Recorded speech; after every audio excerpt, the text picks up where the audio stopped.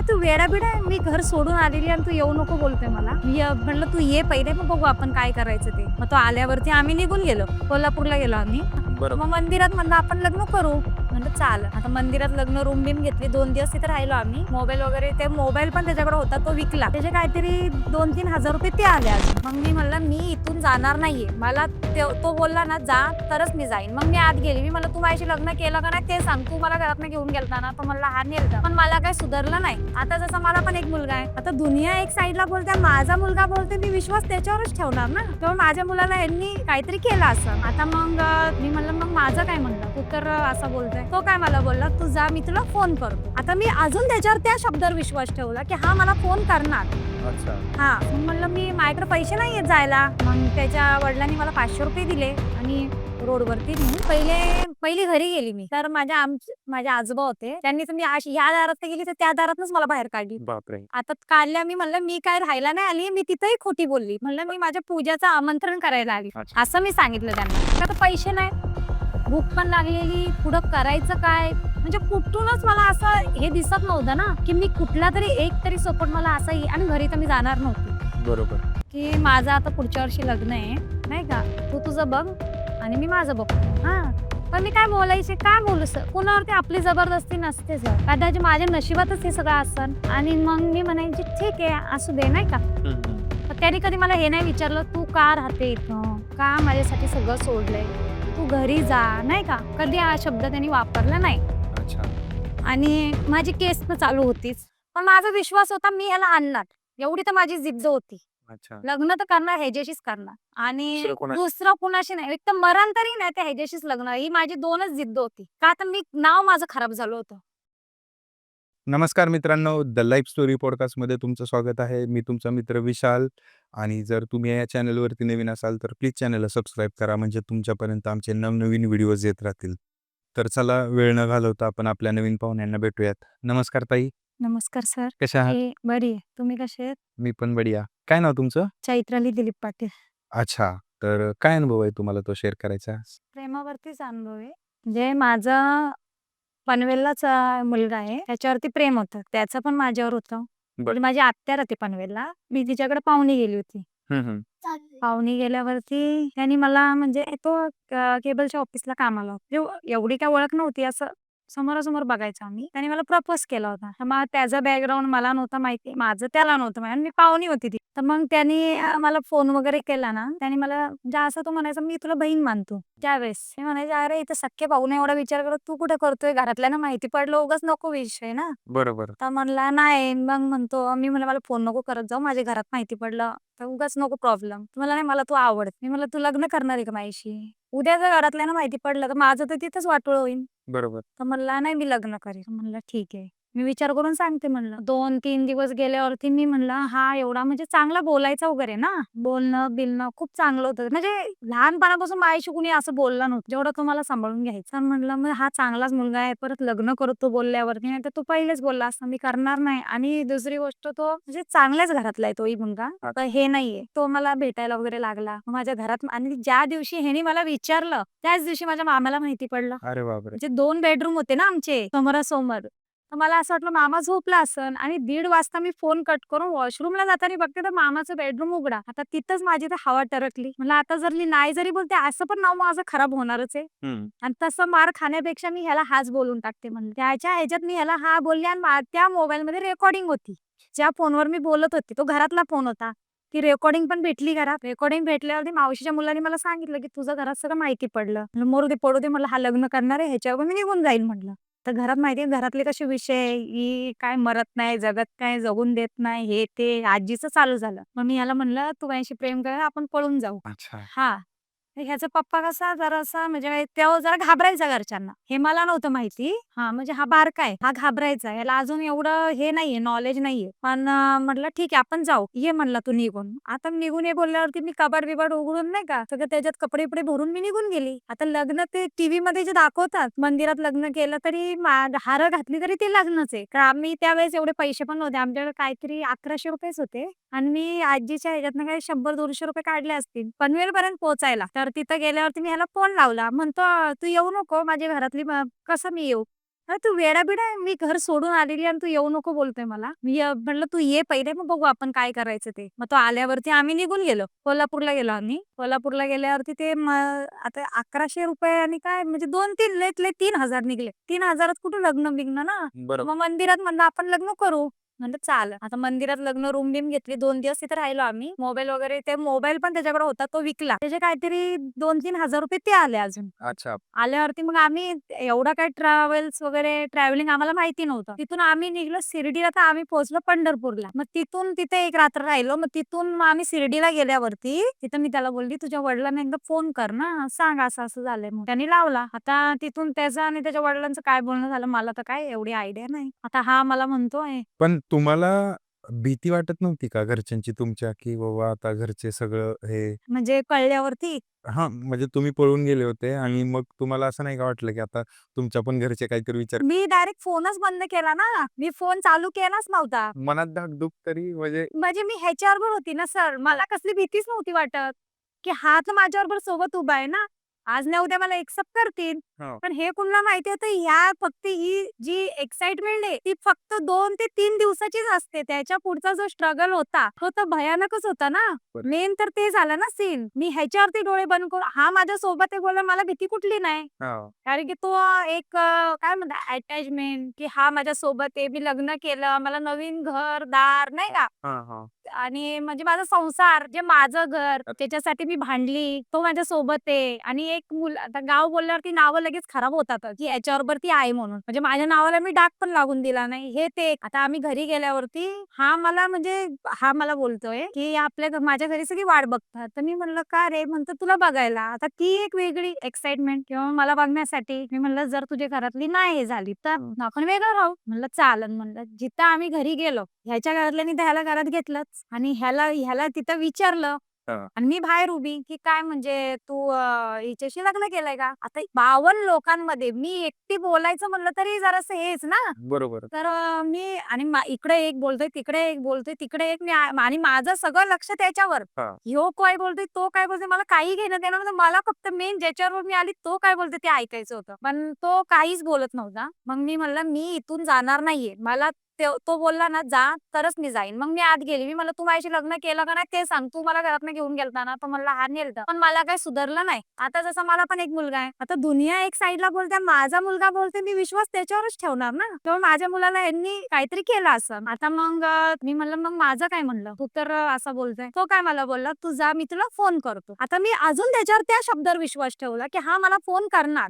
अच्छा. हां, मग म्हणलं मी माझ्याकडे पैसे नाहीयेत जायला. मग त्याच्या वडिलांनी मला ₹500 दिले आणि रोडवरती नेऊन, की बाबा तो जरासा म्हणजे त्याचा मेंटली जरासा प्रॉब्लेम आहे, इश्यू आहे. पण मला काय वाटलं त्यावेळेस, ही लोकं सगळी मला खोटं बोलतात आहे. ह्याच्यापासून लांब मी होण्यासाठी. अच्छा. आता तो माझ्याबरोबर राहत होता तेव्हा असा मला काहीच मेंटली प्रॉब्लेम दिसला नाही ना सर. नॉर्मल मुलगा. नॉर्मलच मुलगा. तो रिक्षा चालवतो, म्हणजे केबलच्या ह्याला आहे. सगळ्या गोष्टी तो बोलणं, चालणं सगळं त्याला कळतंय. मग मी कशी समजणार? बरोबर. म्हणलं ठीक आहे म्हणलं. मग मी तिथून ना माझा जो स्ट्रगल चालू झाला, तिथून एक आमच्या घरातले रिलेटिव्ह आहे, मी त्यांना कॉल केला. आता हे पोलीस कंप्लेंट वगैरे मला काहीच माहिती नव्हतं. म्हणलं मी फोन लावला म्हणलं, "मामा असं-असं झालेलं आहे." तर त्यावेळेस तो मला म्हणला, "तू आता तिथून ना मला काहीच समजेना ना, इथून जाऊ कुठं मी?" म्हणजे मला ना रस्ता म्हणजे एकदम ना मला रडायला येत होतं, ना मला काही सुधरत होतं, की मी करणार काय आता ह्याच्यापुढं? आता मला काय करू काय? म्हणजे जायचा रस्ता तुम्हाला भेटतच नव्हतं. जायचं कुठं? जायचं कुठं? आणि सर म्हणजे आपण बघितल्या ना अपोझिट सगळं घडलंय ना. म्हणजे ते शक्य नव्हतं ते सगळं माझ्या समोर चाललंय. त्याचा तर मी विचारही केला नव्हता. ज्याच्यासाठी मी आले, तो मला एक क्षणातच सगळं म्हणजे माझं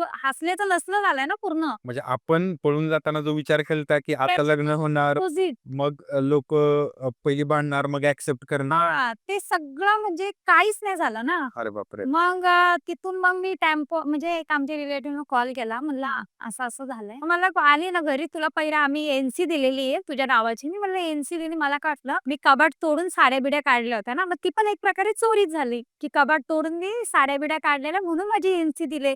मग पोलिस तर मलाच आत टाकतील. हं, हं. इकडून पण मी फसली. हं. इकडून पण मी फसली. आता करू काय म्हणलं. हां. म्हणलं मरू दे म्हणलं काय होईन ते होईन. एनसी तर ह्याला आणि मला पोलीस स्टेशनला जाता येत नाही का ते एनसी माझी दिलेली बोलल्यावरती. बरोबर. आणि ज्या म्हणजे प्रत्येकाच्या एरियामध्ये पोलिस बोलल्यावरती ती लोकं त्यांचंच ऐकणार. त्यांचंच ऐकणार. हां. आणि पोलीस वगैरे काय मला एवढं माहिती नव्हतं त्या टायमाला. हं. तिथून मग मी गेली. ती बॅग पहिली घरी गेली मी. तर माझे आजोबा होते. त्यांनी तर मी अशी ह्या दारातनं गेली तर त्या दारातनंच मला बाहेर काढली. बापरे! आता काढल्या मी म्हणलं, "मी काय राहायला नाही आली." मी तिथंही खोटी बोलली. म्हणलं, "मी माझ्या पूजाचं आमंत्रण करायला आली." अच्छा. असं मी सांगितलं त्यांना. तर माझी आजी म्हणजे ती आहे. तिचा माझ्यावर खूप जीव आहे पहिल्यापासून हं, हं.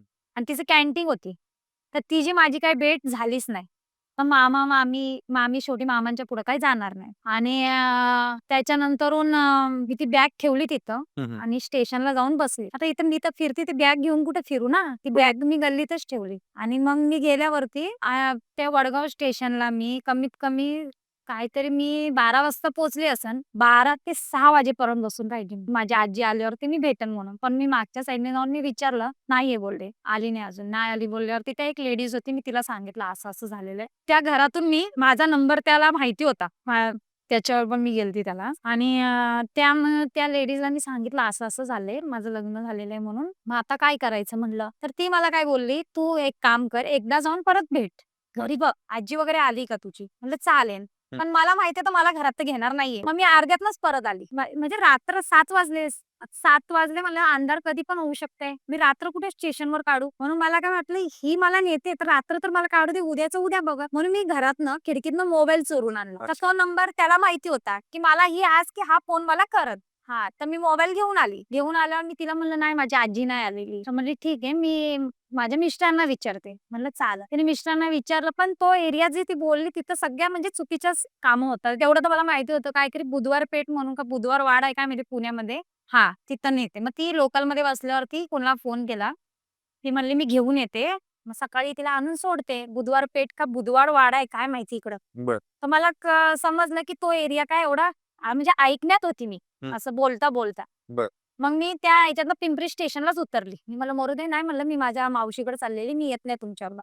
माझ्या घरच्यांना वाटेल मी तिकडे आणि त्याला वाटेल मी इकडं. म्हणजे माझी अंधश्रद्धा, की ही लोकं मला वाटतील, की मी इकडे असेन आणि त्याला वाटेल मी तिकडे आहे आणि मी दुसरीकडे जाऊन फसेन. त्या ह्याच्यात मग मी उतरली आणि एक मावशीचा मुलगा आहे त्याच्याकडे तिचं गेली मी. हां, हां. त्याने सांगितलं, मामाने सांगितलं तुला घरात घ्यायचं नाही. मग तिथं वाजले 10:30 11 वाजले. तिथून मी परत वडगाव स्टेशनला झाली. तिथून मग माझा सख्खा भाऊ तो म्हणजे मावशी राहायची ना तिथं झोपायला वगैरे असायचं. त्याला म्हणलं, "अरे 11 वाजले मला चावी दे. मला फक्त आजची रात्र काढू दे. मी उद्या बघते काय करायचं ते." नाही म्हणलं, मामाने सांगितलं, "चावी नाही दे." म्हणलं, "ठीक आहे." मग मी म्हणलं, "ठीक आहे चालेल म्हणलं मी बाहेर तर बसेन, की मी सेफ तर आहे म्हणून. बाकी कुठे मी जाऊ."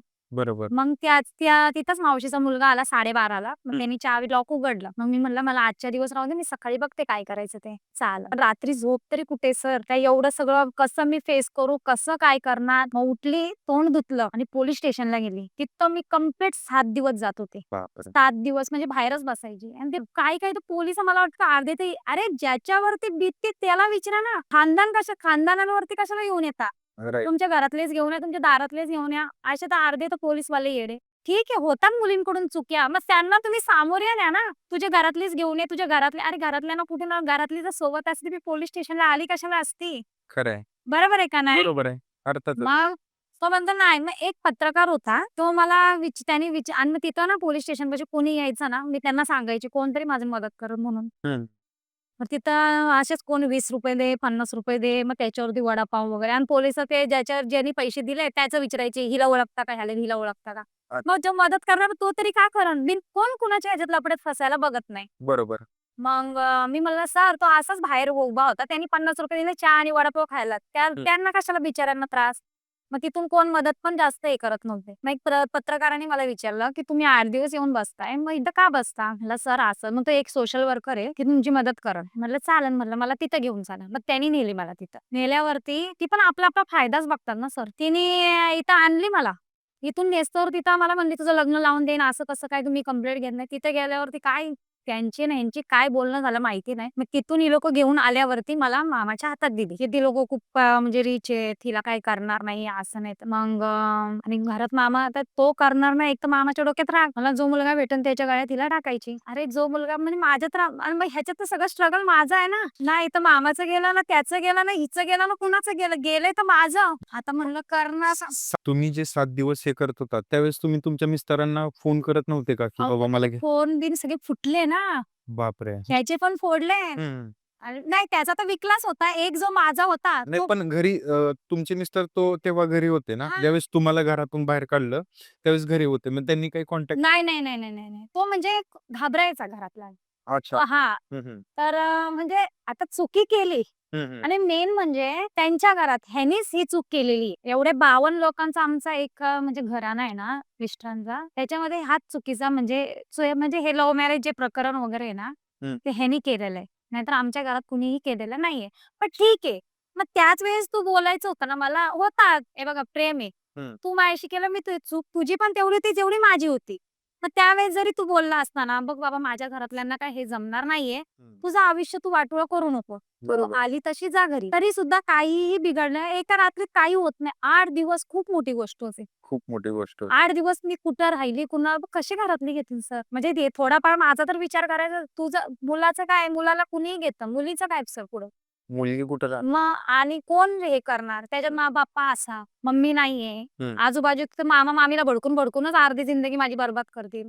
मग कोण पुढं? माझा पाया कोण आहे मजबूत पुढं? जे मी बाबा चल मम्मी-पप्पा आहे. 2-3 शिव्या देईन मम्मी. हं. बाप आहे आल्यावरती काय बोलला, नाही बोलला. हं. आई-बाप जेवढे हे करतात, तेवढं लोकं घेत नाही सांभाळून. नाही घेत. खरं आहे. मग पुढं मग ते सगळं मग त्याच्यानंतरून नाहीच मी ह्याची वाट बघत राहील. हा मला फोन माझा ह्याच्यावर लय विश्वास, की हा म्हणजे तो असा वागलाच नाही ना, की जिथं मला असं वाटेल, की हा मला फसवणार आहे म्हणून. म्हणलं ठीक आहे म्हणलं. मग त्याच्यानंतर आणि काही-काही मराठीचे उच्चार तर असे असतात त्याचा अर्थ तर आजपर्यंत मला पण कळलेले नाहीये. ते जे जास्त शिकलेले वगैरे पोलीस वगैरे असतात. मग त्यांनी सिनियरांनी मला मग एक ना मला रेप केस टाकायला सांगितलं. अच्छा. त्यावेळेस पोलिसांनी. हां, अच्छा. रेप केस करा बोलले. हं, हं.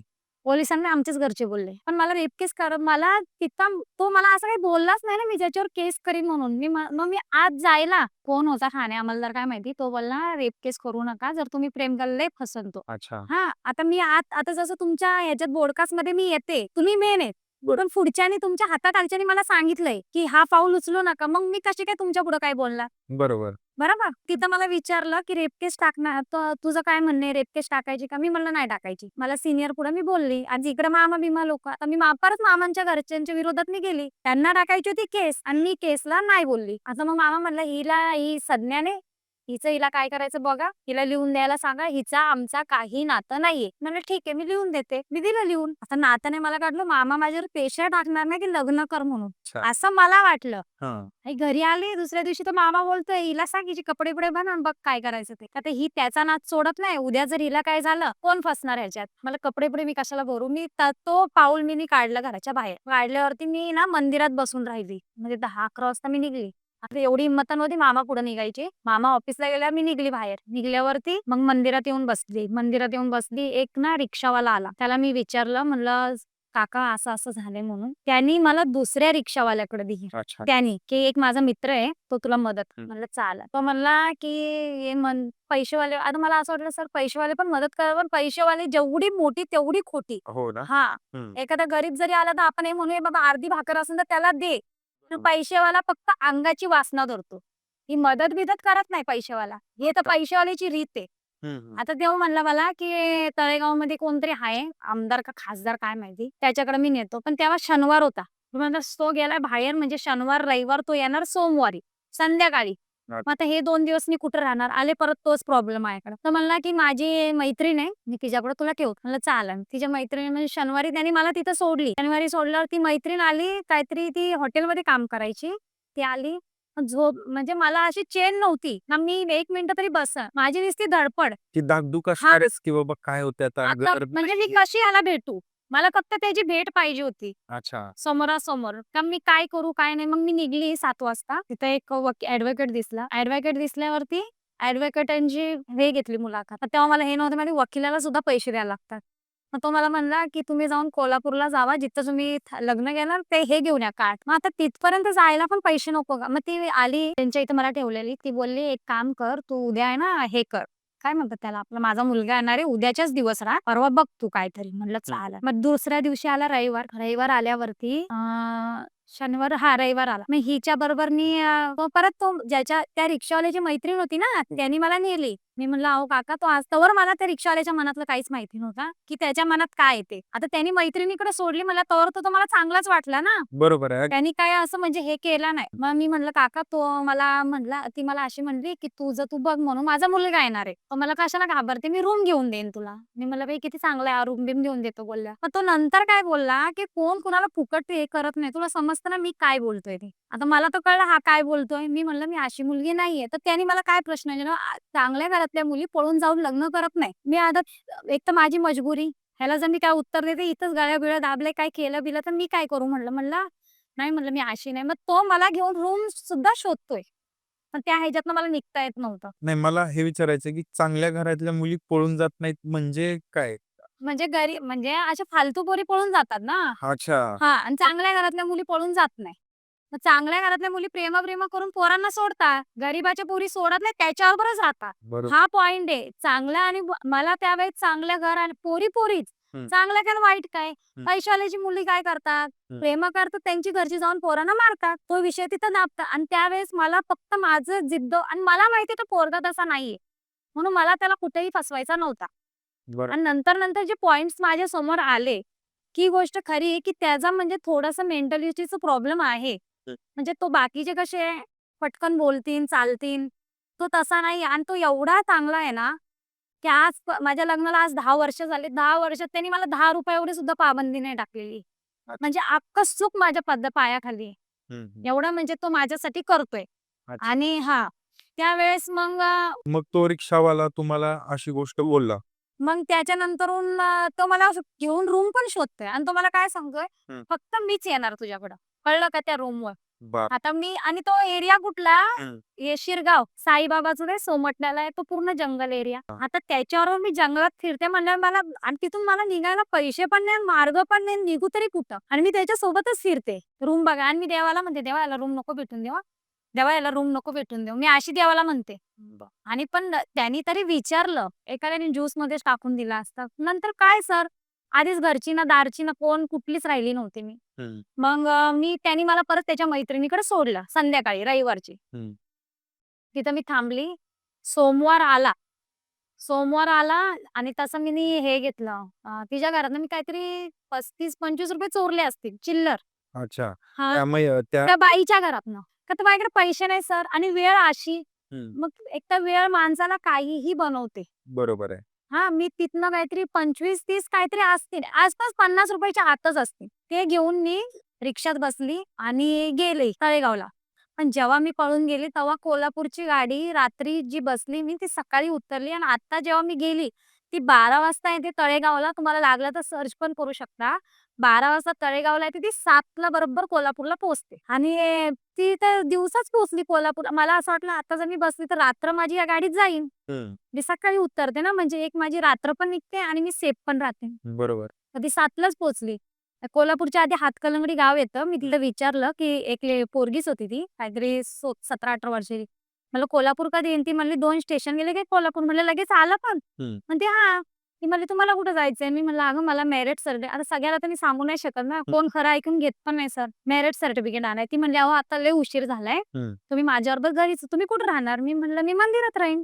हं. मग मला वाटलं स्टेशनवरनं मंदिर जवळ असन. हं. ती म्हणली, "नाही, आताचा ना काळ चांगला नाही. तुम्हाला म्हणजे लोकं अशीच हे करतील." हं. म्हणलं, "मग आता?" ती म्हणते, "एक काम करा माझ्या घरी चला." म्हणलं, "तुझे मम्मी-पप्पा बोलले तर?" म्हणते, "नाही बोलणार, तुम्ही चला." मग मी गेल्यावरती तिच्या आईने सर 8 दिवस एक तर पायाला माझ्या ना असं दम नव्हता. हं. एक तर ती मेंटॅलिटी जागेवर नव्हती. ते जेवण नव्हतं. ते अच्छा. मी पैसे नव्हते. त्याच्यात म्हणजे काय कसं माझ्या पूर्ण सगळं विस्कटलं ते एक वेगळीकडं. बरोबर. आणि गावात वेगळी चर्चा ती एक वेगळी म्हणजे नाव होतं ना, ह्यानी बघ पोरगी नेली, फसवली-बिसवली, मजे-बिजे मारून सोडली. ते एक वेगळं हं. आणि म्हणजे लोकांचे विचार विचार हां. आणि म्हणजे आता करणार काय मी? ना घरातला सपोर्ट, ना ह्याचा सपोर्ट. ना पोलीस साथ देत.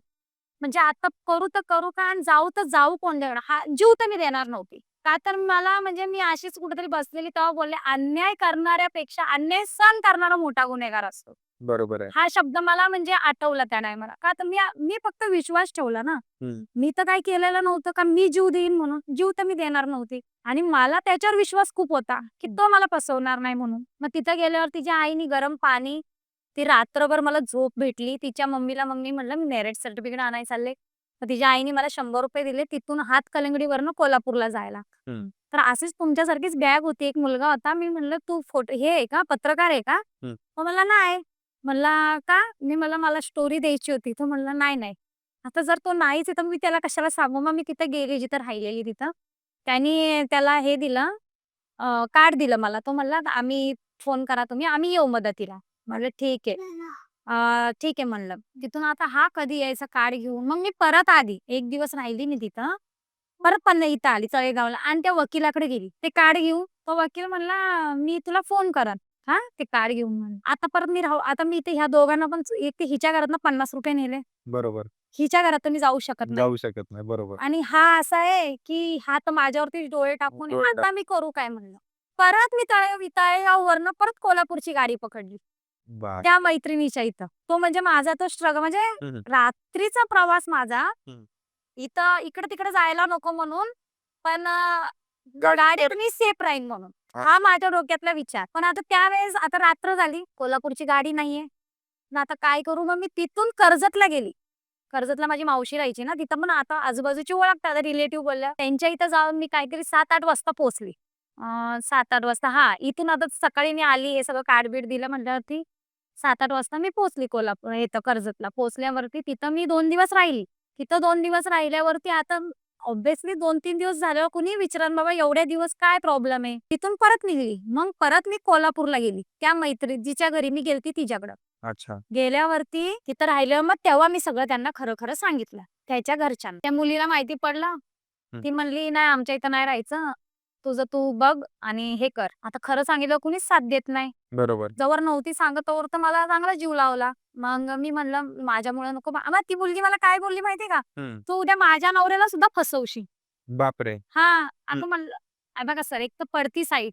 हं. कुणीही काही बोलून जातं. मग त्यावेळेस मी 7:30ला निघून आली इथं त्या हातकणंगले स्टेशनला. तिचे पप्पा आलते. तिचे आई-वडील खूप चांगले आहे. बघा त्यांनी सहारा दिला, काही का नसू दे. आणि गावाकडे स्टेशन एवढे मोठे नसतात, छोटे-छोटेच. हं, हं. तिथं 4-5 पोरं तर अशीच फिरत होती. मग ते ओखला बायका जाताना त्या आल्या. त्यांनी मला गाडीत बसवून दिलं. अच्छा. तिथं बसवल्यावर आता जो होता तो पण सहारा गेला. आता काय करू म्हणलं. मग त्या ट्रेनमध्ये तिथं बसली तर एक लेडीज होती. तिने मला हे केलं, "जेवते का?" म्हणली. मी म्हणलं, "नको मला जेवायला." हं. नंतर मग ती आता 1, 2, 2:30 वाजता मी म्हणलं, "काकू चपाती होती." अगं म्हणजे मी कुत्र्यालाच टाकली ती चपाती. म्हणजे स्टेशन आल्यावरती. म्हटलं, "अहो मला खायची होती." म्हणते, "हे बघ म्हणजे गाडी थांबलेलीच होती ना." म्हणते, "तुला खायची तर खा." म्हणते, "बघ आत्ताच कुत्र्याला ठेव." मग ती चपाती सुद्धा मी खाल्ली होती. त्यावेळेचा पिरियड हा असा होता. का तर पैसे नाहीत, भूक पण लागलेली, पुढं करायचं काय? म्हणजे कुठूनच मला असं हे दिसत नव्हतं ना, की मी कुठलातरी एक तरी सपोर्ट मला असा येईल आणि घरी तर मी जाणार नव्हती. बरोबर. आणि मग तिथून मी ती चपाती घेतली, ती खाल्ली. आता आणि कधी-कधी सर लेडीज पण लेडीजला समजून नाही घेत. जेवढ्या वयाने असतात तेवढ्या तर अर्धवटच असतात त्या. तर एक लेडीज तिथं म्हणजे झोपायला, तिला मी म्हणलं ती मला म्हणली, "थोड्या वेळ तू झोप, थोड्या वेळ मी झोपते." आता तिने मला जागा दिली, "मग तू तुझ्या घरी जाऊन झोपणार आहे, मला तर झोपच नाही ना. जे झोपन मी ट्रेनमध्येच झोपन." आता एकदा झोप लागली, मला काही जाग आलीच नाही. नाही आल्यावरती मग ती मला ओरडायला लागली.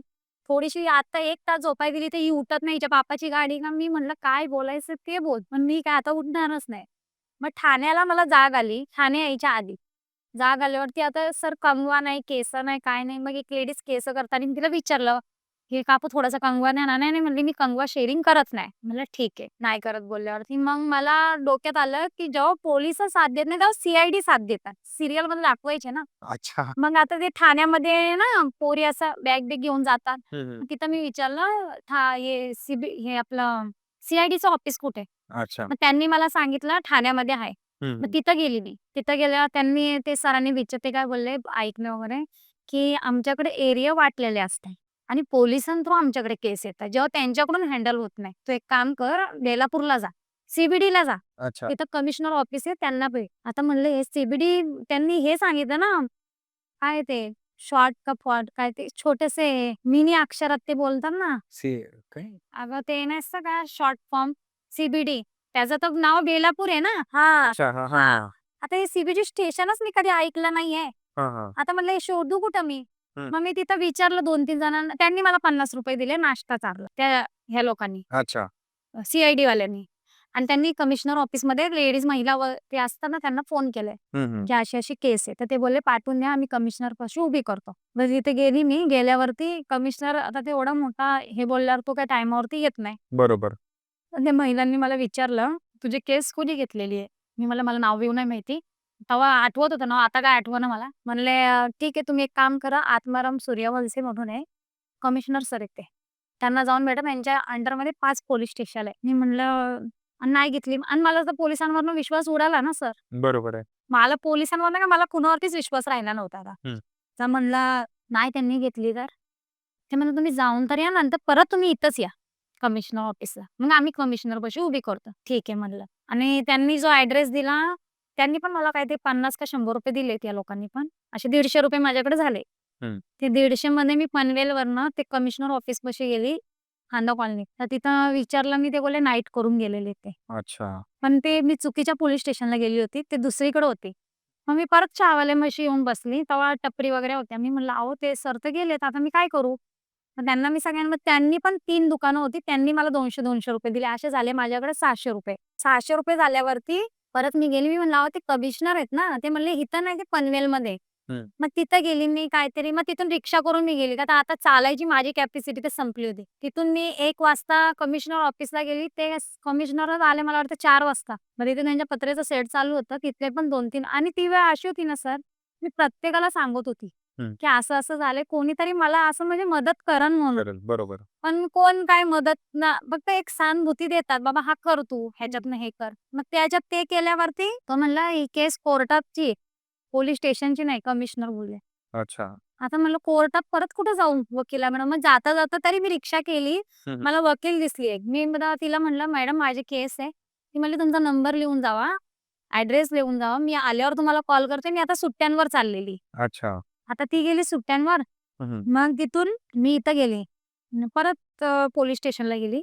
मग त्या सरांना भेटली वगैरे. ते म्हणले, "ज्यांच्याकडे माझी केस दिली, तो तर कुठं बाहेर म्हणजे ते ह्याला होता बंदोबस्तला." तर वाजले 8. 8 वाजल्यावरती म्हटलं, "आता काय करू, काय करू?" मग तिथं नाही का असं लेडीजचं दुकान बघितलं मी. हं, ते हं. कंगवा वगैरे घेते म्हणून. पैसे तर होते माझ्याकडे 600-700. बरोबर. कंगवा वगैरे घेते म्हणून मी गेली. तर मग त्या लेडीजला मी विचारलं, "काकू मला ना काम राहायला जागा नाही ना, मी सगळं काम तुमचं करेन." पण मी लेडीजलाच विचारलं. ती म्हणली, "माझ्या इथं तर काम नाही, पण बाजूला बघ कपड्याचं दुकान झालंय, त्याला मुलगी पाहिजे." मग मी तिथं गेली. अच्छा.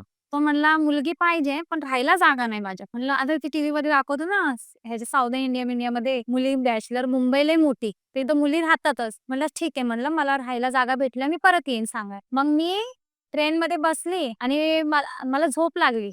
आता एवढे दिवस ना एवढी थकल्यावरती एक तरी झोप लागते. माझी तो डोळा उघडला डायरेक्ट ऐरोलीमध्ये.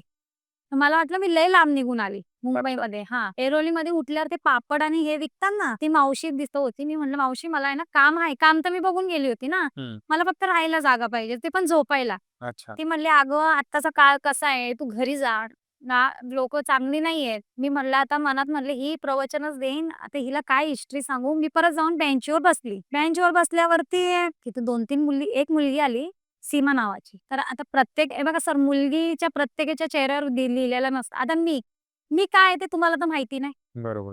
आता मुलगी तर मुलीसारखी मी तिच्यावर ट्रस्ट ठेवला बरोबर. आणि तो एक तर वाजले 7:30-8 अच्छा. रात्री. च्या हं. 8 वाजले तिला मी म्हणलं, "अगं मला आहे ना राहायला काम आहे, राहायला जागा नाहीये." हं. ती म्हणली, "राहायला आहे जागा." आता माझी घाई काय तर तिला पैसे द्यायचे आधी. अच्छा. हां, का तर जर ही मला नाही बोलली तर मी कुठे राहीन परत. अच्छा. माझी ती घाई. हं. ती म्हणली, "तुला आहे ना पहिले ₹500 ॲडव्हान्स द्यायला लागेल." ₹1000 बोलली. मी म्हणलं, "1000 तर नाही 500 आहेत माझ्याकडे आणि 100 यायला जायला तरी नको का?" ती म्हणली, "ठीक है, कोई बात नहीं, तू ₹500 ही दे दे." आणि मी तिला घाई-घाई ₹500 दिले आणि तिच्या घरी गेली. ते दोघी जणी होत्या तिथं आणि आजूबाजूला असं झोपडी मुंबईवाल्या ते म्याड्यांवर माड्या वगैरे ते हे. तिथं गेल्यावरती मी तिला म्हणलं, "अगं ती एक दुसऱ्या मुलीने माझी बॅग चेक केली. तर माझ्या बॅगेत मंगळसूत्र भेटलं." तर ती म्हणली, "काय गं तुझं लग्न झालंय का?" मी म्हटलं, "हां." असं असं जर प्रॉब्लेम झालेला आहे. ती काय नाही बोलली. मला वाटलं ही बाहेर वगैरे काढते का मला, पण नाही काढलं. मी म्हणलं, "मी आहे ना, जिथं मी काम बघून आले ना, त्यांना सांगून येते, की मी जॉबला येते म्हणून मला राहायचा ठिकाणा भेटलाय." परत मी गेली आणि सांगून आली त्या भैय्याला. त्याला सांगून आल्यावरती काहीतरी मी 11 वाजता आली घरी. आल्यावरती ती मुलगी काय मला बोलली, "माझा बॉयफ्रेंड माझ्याबरोबर झोपतो. हं. तुला काही प्रॉब्लेम तर नाही ना?" एक तर माझं तर घर आहेच नाही. सगळं तुमचं आहे आणि मी कशाला काय बोलू? मग मला झोप नाही ना सर. सगळी नवीन लोकं. उद्याचा व्हिडिओ काय बघा, लोकांचा भरोसा नाही. भरोसा नाही. बरोबर. मला झोप नाही रात्रभर. हं. हा मुलगाच जर आला आणि काय केलं-बिलं मग नाही का? बरोबर. पण त्यांनी काय तसं केलं नाहीये. हं, हं, हं. आणि दुसऱ्या दिवशी मी जॉबला गेली. आणि मला किती पगार ₹125 काय? दिवसभराचा. अरे हां. हां, पण ते 125 काय मी जॉब कुठे केले नव्हते. मग मला वाटायचं 125 लय झाले ते. तर ₹125 9 ते 7 वाजेपर्यंत त्यांनी टायमिंग दिला होता. तर आता घरी जाऊन तरी मी काय आणि मी जिथं काम करत होती ना, मला असं वाटलं ज्याच्याशी मी प्रेम करतो मला येऊन भेटेल. म्हणून त्या एरियातच मी जॉब बघितला. पण तो त्या पिरियडमध्ये कधी तो कॉन्टॅक्ट करण्याचा प्रयत्न करत आला हं. आला, पण तो काय बोलायचा मला, की माझं आता पुढच्या वर्षी लग्न आहे, नाही का. तू तुझं बघ आणि मी माझं बघतो. हां. पण मी काय बोलायचे, काय बोलू सर? कुणावरती आपली जबरदस्ती नसते सर. कदाचित माझ्या नशिबातच हे सगळं असन आणि मग मी म्हणायची, "ठीक आहे, असू दे," नाही का. हं, हं. मग त्याने कधी मला हे नाही विचारलं, "तू का राहते इथं? का माझ्यासाठी सगळं सोडलंय? हं. तू घरी जा," नाही का. कधी हा शब्द त्यांनी वापरला नाही. अच्छा. आणि माझी केस तर चालू होतीच. हं, हं. तर ती केस पण अशाच म्हणजे पोलिसाकडून हे बघा, कुणीही झालं ऑब्व्हियसली हिच्या मागे सपोर्ट नाहीये. बरोबर. त्याच्या मागे सपोर्ट आहे. म्हणल्यावरती थोडासा प्रेशर तिथूनच जास्त असतो. ज्याच्या मागे सपोर्ट नाही त्याच्याकडून प्रेशर नसतो. बरोबर आहे. आणि त्यावेळेस मग ज्याच्याकडे मी जॉब करत होती, हं. तो मला म्हणायचा, "तू ह्यांच्याकडून ₹2,00,000 घे, मी तुला दुकान टाकून देतो कपड्याचं." आणि मला तर पैसे नव्हतेच पाहिजे ना. मला काय ते कपडे-बिपडे करायला थोडी मी आलेली, घरदार सोडून आलेली आहे. ते माझ्या डोक्यात. मग मी ह्याला म्हणलं एकदा, "तू असं का केलं?" नाही का. हं, हं. मग त्याच वेळेस तू बोलायचं होतं, की "बाबा तू माझ्या नादी लागू नकोस. माझ्या घरात जरासं आमच्या घरात कुणी केलं नाही." हे बघा कुणावरती जबरदस्ती. आता माझ्या घरातलं वातावरण काय माझ्या मुलाला माहिती बरोबर. तो काय कारण काय नाही हे पण त्याला चांगलंच माहिती असेल ना. आपल्या घरात कुठवर हद्द आहे आणि कुठवर नाहीये. तर तो त्याच्या ह्याच्यात हं, हं. म्हणलं ठीक आहे म्हणलं. पण माझा विश्वास होता मी ह्याला आणणार. एवढी तर माझी जिद्द होती. अच्छा. लग्न तर करणार ह्याच्याशीच करणार आणि दुसरं कोणा दुसरं कुणाशी नाही. एक तर मरण तरी नाही, तर ह्याच्याशीच लग्न. ही माझी 2च जिद्द होती. का तर मी नाव माझं खराब झालं होतं. बरोबर. एवढा त्रास सहन केला, एवढं पळापळ. नाव खराब झालेलं होतं आणि म्हणजे घरच्यांपुढं कुठल्या नाकाने जाऊ आणि म्हणजे काय म्हणजे त्या जगण्याला उपयोगच काय आहे? बरोबर आणि मुलीसाठी इज्जत म्हणजे कसं सर, ही काय याच्याबरोबर गेली होती, आली निघून. म्हणजे ते शब्द कोण ऐकणार आहे? आणि प्रत्येक वेळेस मुलींनीच का स्ट्रगल करायचा? बरोबर, त्याचं लग्न होईन, तो सुखात राहीन. माझा विचार कोण करणार? बरोबर. मी तर माझ्या घरात माझ्या मर्जी म्हणजे जर मला काळा चहा दिला आणि मला नसेल पटत तरी मला प्यायला लागेल तो. का तर मी तीर्थ मारून आलेली नाहीये. त्यामुळं मी घरी तर गेलेलीच नसते. आणि तोच ते बोलून गेला. मग मी पोलिस स्टेशन मी सरांना फोन केला. तोवर तो पोलिस स्टेशनला आला नव्हता. तो मला बाहेरच्या बाहेर भेटायचा. अच्छा. तुझं तू बघ, तुझं तू बघ. आणि नंतर 2-3 दिवस गेल्यावरती मला कळलं त्या मुली ह्या आहेत. म्हणजे वेगळ्या लाईनीच्या आहेत. अच्छा. मी 10 वाजता गेली ना, तर ते छोटे वगैरे कपडे घालून चालले होते. बघ त्यांची काय मजबुरी असेल ते आपल्या आणि त्या पण फसून आलेल्या होत्या तिथं. बरं. त्यांनी मला सांगितली ती नंतरची स्टोरी. अच्छा मुंबईमध्ये पण असंच. अच्छा. ती प्रेम करून आलेली होती त्यातली एक मुलगी. बरं. रोजी नावाची होती. हं, हं. ती प्रेम करून आलेली. त्यांनी तिला इथं आणली हां. आणि तो सौदीला गेला. बापरे! सौदीला गेला आता हे बघा रूम देणारा तो म्हणला, "मी इथं तुला रूम देईल." पण माझा म्हणजे तुला समजलं मला काय? ती म्हणली, "प्रेम करून आम्ही पण आलो होतो. आम्ही ह्या लाईनीत येऊन बसलेलो आहे. इथं प्रेम-ब्रेम काही नसतं." पण मी तिला काय बोलली, "तुमचं वेगळी गोष्ट आहे. मी ह्या लाईनीत कधीच उतरणार नाही." बरोबर. आणि ती सीमा म्हणून होती ना, ती ₹2,00,000 घरातून लग्नाच्या दिवशी चोरून घेऊन आलती. तो पाणी आणायला गेलेला आहे, तो अजून आलाच नाही म्हणली ती. बाप म्हणजे स्टेशनला तिला बसवली, फिरला-बिरला. हां. पाणी आणायला म्हणला, "मी पाणी घेऊन येतो, तू इथंच बस." तो आजपर्यंत आला नाही म्हणती.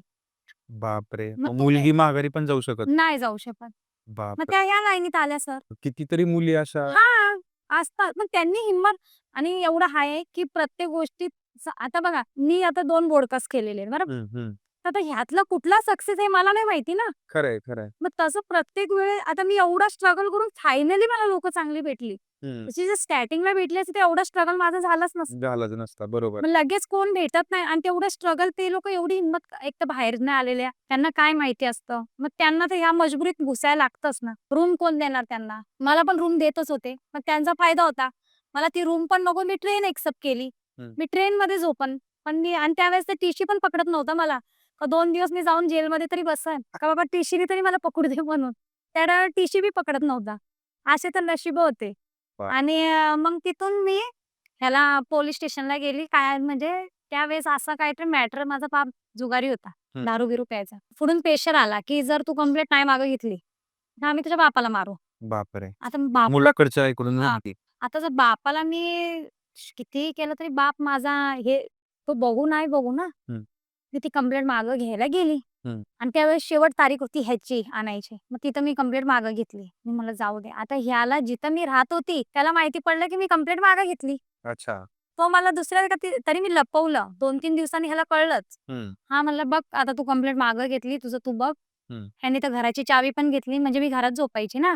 अरे बापरे! हाँ, हां. तो मैं बोली भैया चाबी दो ना मैं घर में सो जाएगी। हं, हं. नहीं नहीं मैं तो भाभी नहीं है तू अभी तेरा देख ले मेरी दुकान की तो दो 2-3 दिन में मैं चली जाएगी आता 2-3 दिवस तर पाहिजे ना मला त्या मुलींकडे तर तुम्ही राहू शकत. राहून नव्हती शकत मग ह्याच्याकडे मी राहिली ना 2-3 महिने राहिली हो. मग त्याला 2 लाख रुपये पाहिजे होते ना यांच्याकडून अच्छा. म्हणून यांनी मला घरात ठेवली बरोबर. आता नंतरून जेव्हा मी कंप्लेंट मागे घेतल्यावरती याला माहिती पडलं हं. मग हा कसं मला घरात ठेवणार खरंय. मग याला मी म्हणलंच मला 1 आठवडा तरी टाइम द्या हं, हं. मी जरासं हे मी बघते कुठं आता कपड्याचं दुकान म्हणलं 2-3 ओळख माझी झाली होती चांगली. हं, हं. तर मग तो एक दिवशी आला तर हे बघा एवढं सगळं माझ्यावर बितते म्हणल्यावर ऑब्व्हियसली माझं लक्ष कशातही लागणार नाहीये. अर्थातच आहे. मग तो मला येऊन म्हणला, की "काय धंदा-बिंदा होत नाही." मी म्हणलं, खरं सांगू का माझं मन नाही लागत आहे." बरोबर. तर त्यांनी त्याचा धंदा बघितला. त्यांनी हे नाही बघितलं, की बाबा हिचं सगळं आता उद्ध्वस्त झालं म्हणलं थोडासा तिला टाईम पाहिजे. त्यांनी डायरेक्ट दुकानावरती काय म्हणतात 2-3 दिवस गेल्यावरती टाळ्यावर टाळा मारून गेला. बापरे! हां, पण तोवर 2-3 दिवस मी त्या दुकानातच राहत होती रात्रीची. अच्छा. हां, म्हणजे एक बाजूला सलूनवाला होता. तो म्हणला दुकान मेन रोडलाच दुकान होतं ना, लोकं कशी फायदा उचलतील. हां, बरोबर. सगळी झोपली ना, मग तू आतमध्ये येत जा. हं, हं. मग तुला आत टाकू आम्ही आणि हे करू, काय म्हणतात त्याला आपला सकाळी आम्ही आलो ना, मग उघडत जाऊ. तर ते एवढ्याशा दुकानात मी रात्रभर राहायची. ना वॉशरूम ना कशालाच बाहेर जाता येत नव्हतं. मी जे 11ला आत गेली ना, तर सकाळी 7ला बाहेर यायची. 7ला बाहेर येऊन ते वॉचमनची बायको दवाखाना पुसायची, झाडू मारायची. ती मॅडम यायच्या आत मी तिथं जायची अंघोळीला. ही पुसून झाडून घेस्तोवर मी तिथून अंघोळ करून यायची. त्या ह्याच्यातनं. तिथून आल्यावरती युरिन इन्फेक्शन पण कधी-कधी प्रॉब्लेम होतो. ते युरिन इन्फेक्शनचा काहीतरी प्रॉब्लेम झाला म्हणून त्याच्यात दाखवलं मी प्रेग्नंट आहे म्हणून. म्हणजे मला ताप आला सर. एवढं सगळं झाल्यावरती एवढा मला चालता-चालताच ताप आला ना, मी म्हणजे मला आराम करायला पण जागा नव्हती. हे किती दिवस चालू होतं? 6 महिने.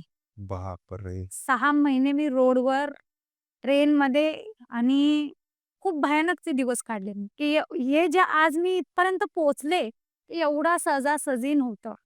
भले आज मी कितीही राज्य करू दे. हं. कितीही मला माझ्या पुढ्यात आज मी 4 माळ्याच्या मला बिल्डिंगमध्ये राहू दे. पण हे सगळं स्ट्रगल ज्या दिवशी माझे डोळे बंद होतील, तेव्हाच हा स्ट्रगल माझ्या डोळ्यातनं जाईल. तोवर हा स्ट्रगल माझ्या आणि तो स्ट्रगल मी त्या जिद्दीवर मी म्हणलं माझ्या मुलाला मी आय-पी-एसच बनवणार. त्या ह्याच्यासाठी बनवणार, जेव्हा तुझ्यापाशी कुठलीही मुलगी येते, हं. पण न्यायाने काम कर. तू ही साईड नको बघू, तिथून पॉवर आहे आणि इथून हे म्हणून. ती रांड पण असू दे.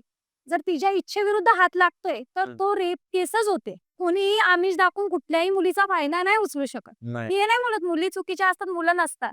मुलंही असतात, मुलीही असतात. पण जास्त मुलं मुलांच्या घरात असतात सर. मुली सगळं सोडून बसलेल्या असतात. एका मुलाच्या भरोश्यावर. मग त्या कुठे जाणार? मग नाही तुम्हाला पटत, तुमची घराची मर्यादा असते, मग तुम्ही या सगळ्यात फसू नका ना. दुसऱ्या पोरीचं आयुष्य नका ना खराब करू. बरोबर आहे. आज जर माझ्या जागी दुसरी मुलगी असती, तिने काय केलं असतं? सगळीकडून मार्ग माझे टोटली बंद झालेले होते. जी मुलगी काहीच करू शकत नाही, ती सुसाईड करते आणि ज्या मुलीकडे पर्याय नाही, ती ती ती गेली असती. या चुकीच्या मार्गात. चुकीच्या आहेत. पण मी गेली कशी नाही? का तर माझा विश्वास होता हा मला फसवणार नाही. हं. दुसरी माझी जिद्द होती, की जर मी कुठे चुकली असन, तर मग माझ्याबरोबर हेच होईल. आणि जर मी खरी असन, तर मी याच्या म्हणजे माझं लग्न होईल. नाहीतर मग बघू काय होईल. जोवर माझ्या ताकद आहे, तोवर तर मी लढणारच. बरोबर. आणि त्याच्यानंतर मग हे त्यांनी म्हणजे हे झालं 2-3 दिवस गेले.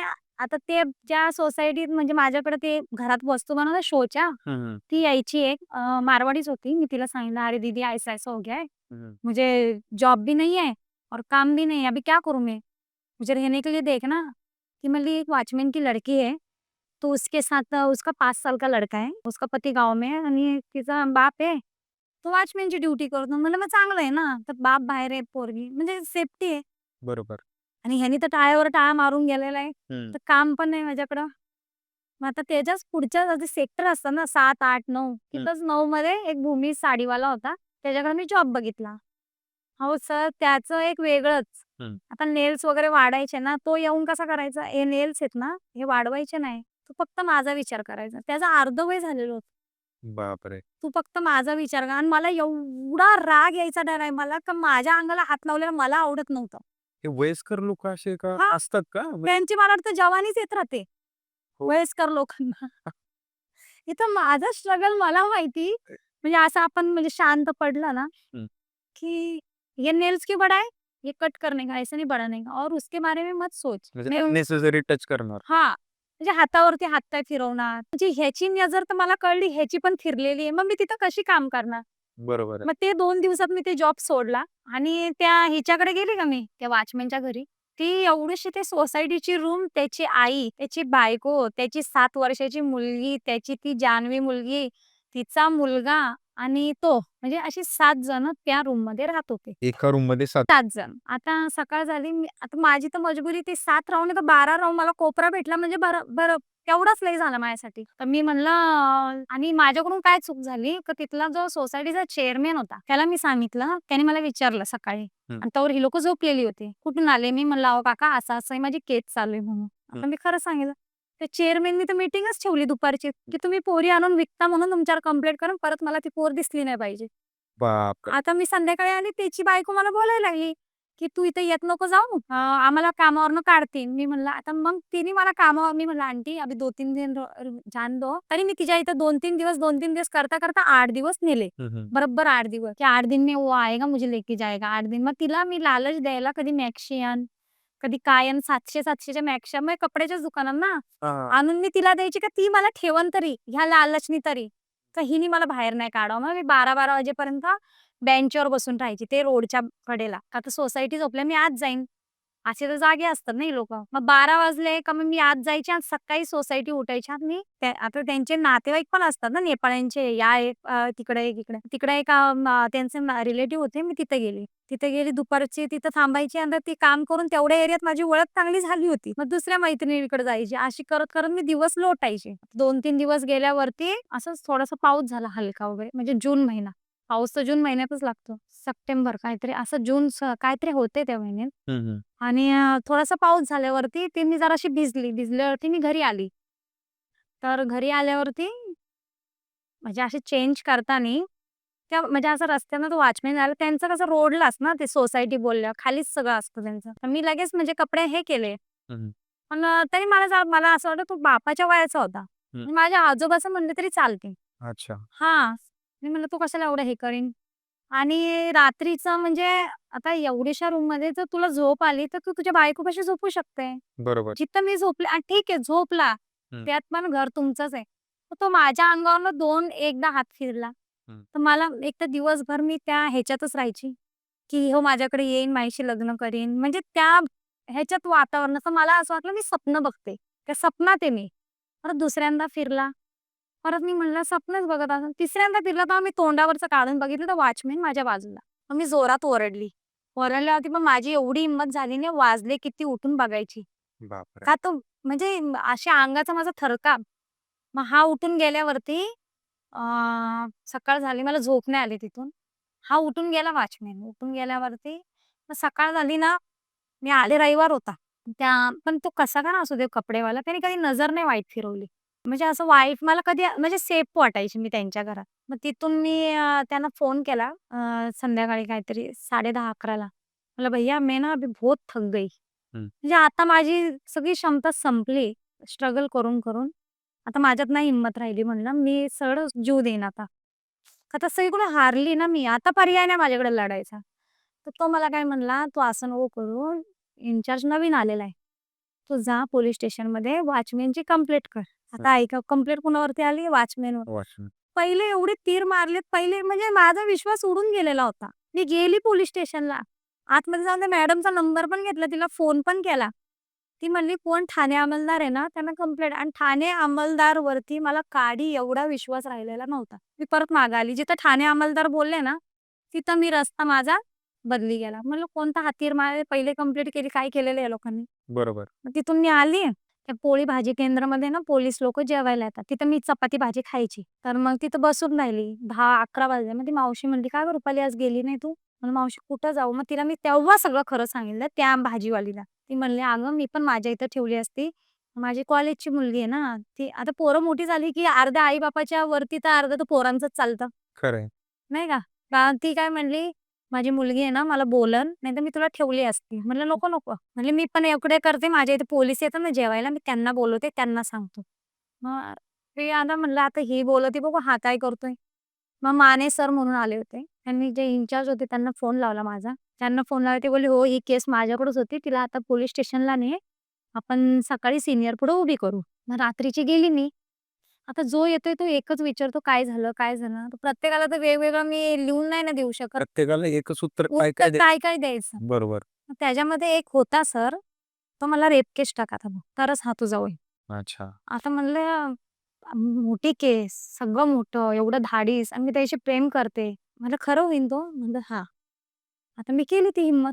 टाकली मग मी केस. टाकली म्हणजे लगेच नाही टाकली मी. म्हणजे मी त्याला पहिले हाजीर करणार नाही, मग मी सकाळ झाली. मग माझ्या आधीच एक कंप्लेंट आलेली होती, लव्ह मॅरेजचीच होती. ती मुलगी आई-बाप म्हणतात घरी चल, ती मुलगी नाहीच म्हणते. मला ह्याच्यावरच आहे.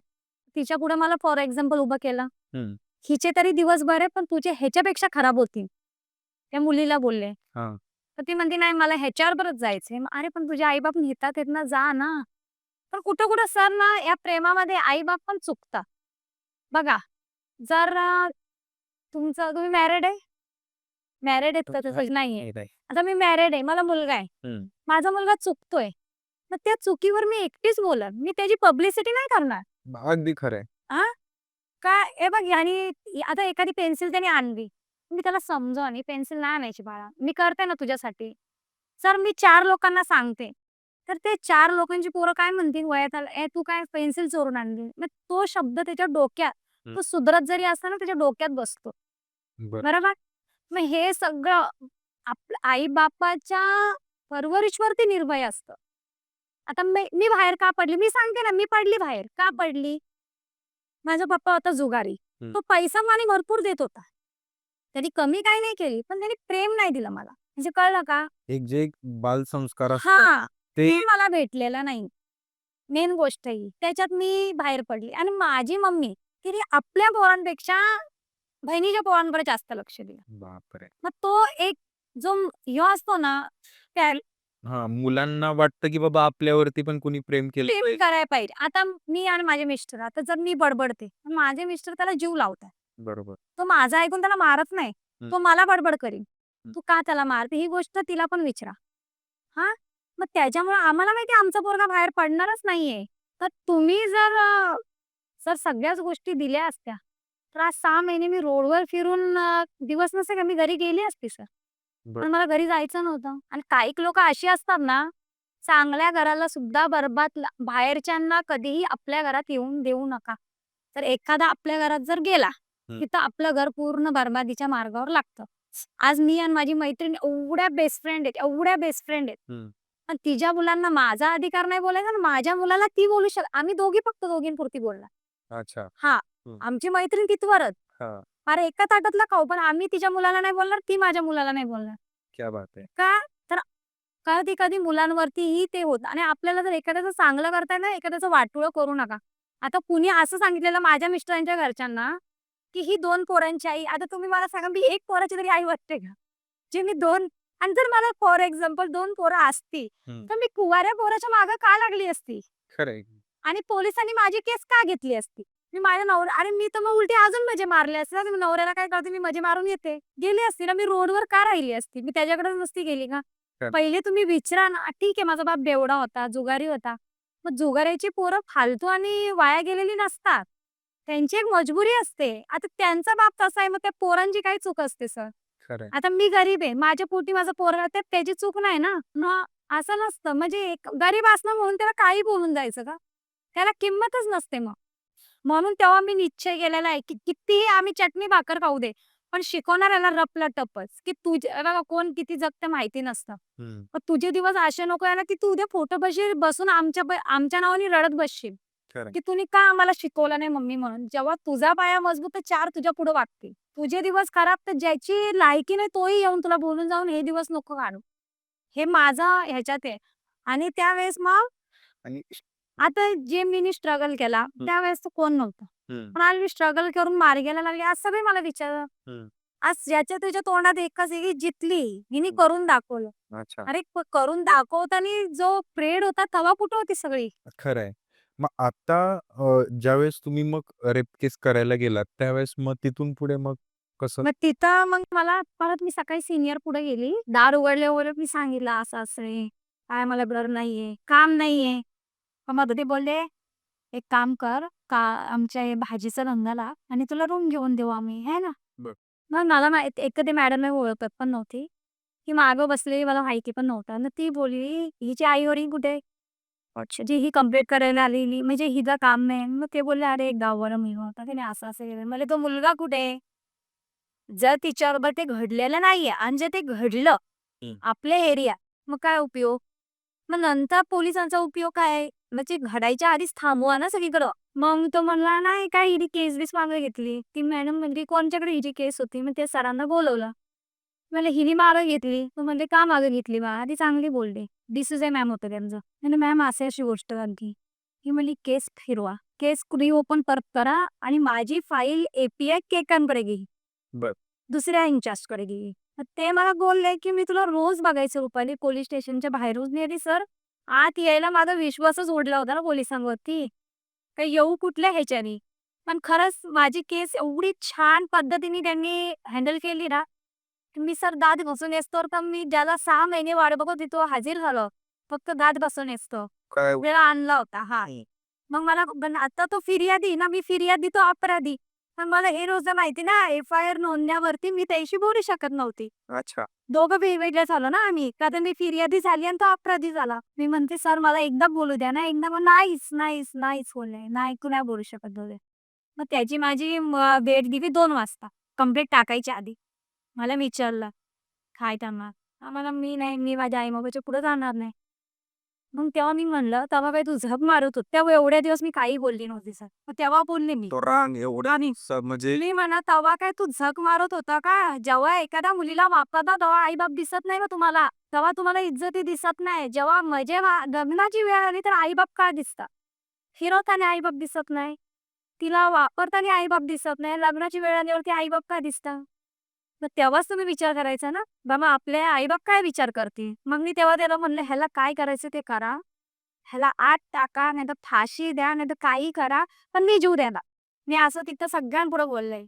आणि त्यावेळेस माझे पप्पा पण आले होते मला घ्यायला. मी म्हणलं, "मी ह्याच्याबरोबर जाणार नाही. दारू पितो, उद्या दगड-बिगड माझ्या डोक्यात घातली. एवढी इज्जतीचं मी भाजीपाला केलेले. मी कशी जाईन ह्याच्याबरोबर?" नाही म्हणलं, "मी नाही जाणार" म्हणलं ह्याच्याबरोबर. मग ठीक आहे म्हणलं आणि मी 21 चालू होतं मला. म्हणल्यावरती माझ्यावरती कुणाचा पहिले तर ना कितीही केलं, आपण कितीही लढलं तरी आई-बाबापाशी पोळपाला घाबरतोच. मी माझ्या बापाला बघूनच म्हणलं, "सर मी माझ्या बापाला का बोलवलंय?" म्हणतात, "तू घाबरू नको. तू 21 आहे. तुला पूर्ण अधिकार आहे आणि तुझे पप्पा तुला काहीही करणार नाही." मग म्हणलं, "ठीक आहे" म्हणलं सर आणि मग मी म्हणलं, "मी ह्याच्यावर जाणार नाहीये. मी जीव देईन" म्हणलं. पण शेवटी पोलिस बोलल्यावर तेही मला रस्त्यावर सोडणार नाही. बरोबर. पण नंतरचे पोलिस खरंच सर एवढे छान भेटले ना, खूप म्हणजे खूप छान. मग त्यांनी मला त्या मॅडमनी, ते केकांत सर, अजून वैशाली पाटील म्हणून अशी टीम होती ती.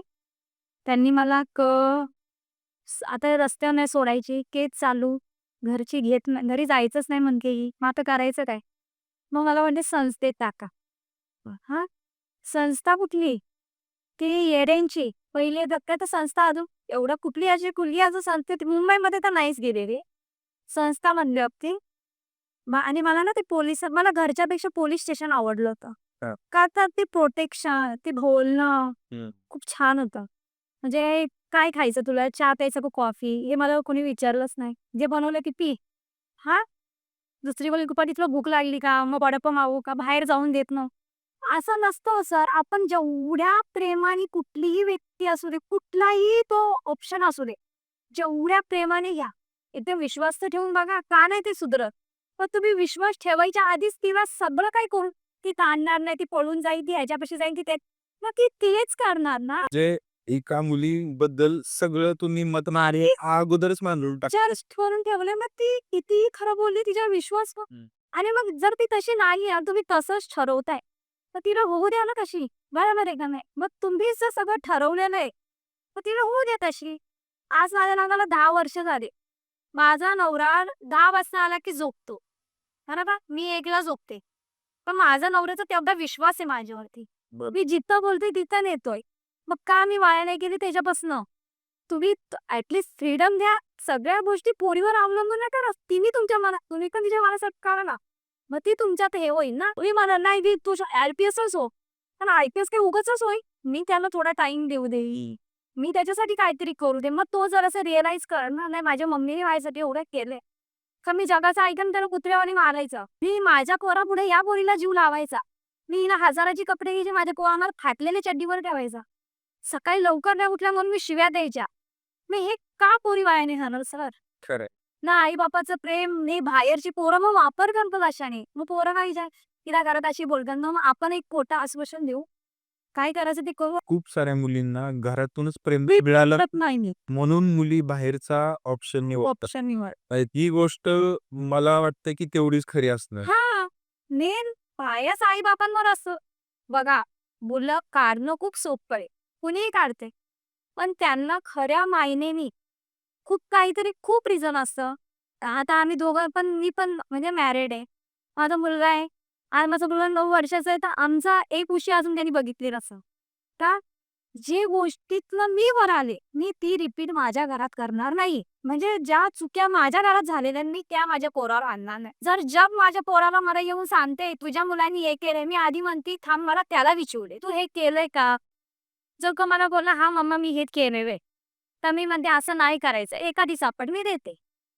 आणि नाहीतर मग कुत्र्यावानी मारते. पण नंतर मी जवळ पण घेते. असं नाही कारण लोकं तुला नावं ठेवतात. कारण मी त्याच गोष्टीवर रिपीट करत नाही सर. हं. नंतर जे मी भोगलं ते मी माझ्या मुलावरती येऊन देणार नाही. असं नाही मुलीच चुकतात, आई-वडीलही चुकतात आणि मेन तर कारण मला तर वाटतं आई-वडिलांचंच आहे. आता हे तुमच्या पुण्यामध्ये 2 प्रकार झाले. बघा लय लांब नका जाऊ. हुंडा बळी करतात. मग आता तुम्ही सांगा, जर तुम्ही जे एवढे हुंडे देता ना, त्याच्यावरती एक फ्लॅट द्या ना. बाबा तू आत्मसन्मानाने येऊन राहा. लोकं बापाची इज्जत जायला नको तिथे तू राहू.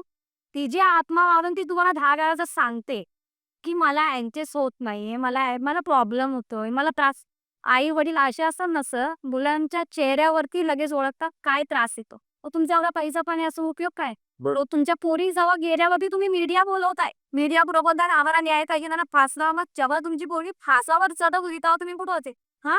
मग तेव्हाच आणायची होती घरी. का लोकांचा विचार केला तुम्ही? हां? मग जेवढे गुन्हेगार ते तेवढे गुन्हेगार तुम्ही आहे.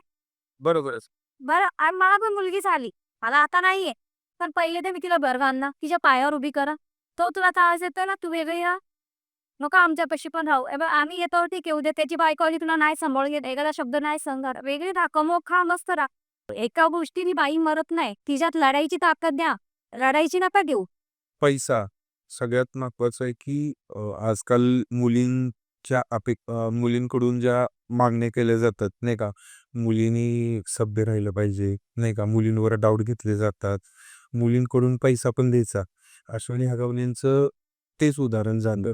सोनू तुम्हाला काय वाटते बाबा ह्या सगळ्या गोष्टी ज्या चाललेल्या आहेत ह्या कितपत योग्य आहेत आणि बघा सर, मुलीला जन्म तुम्ही देता, आई-वडील.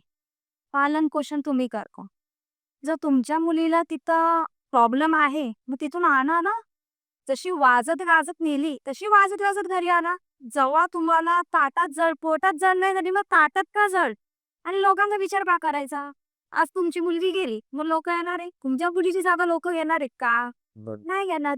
मग समाजाचा विचार का करता? समाज नाही कोण कुणाचं. आज तुम्ही पुढे राहताय ना, तर समाज सगळी एके. पण जेव्हा तुम्ही स्ट्रगल करताय तेव्हा समाज तुम्हाला चहाला सुद्धा विचारणार नाही. हा समाज आहे. आता ते जे हे झालं बॉम्ब काय तो ते बघा तो अजित पवार जो मेला.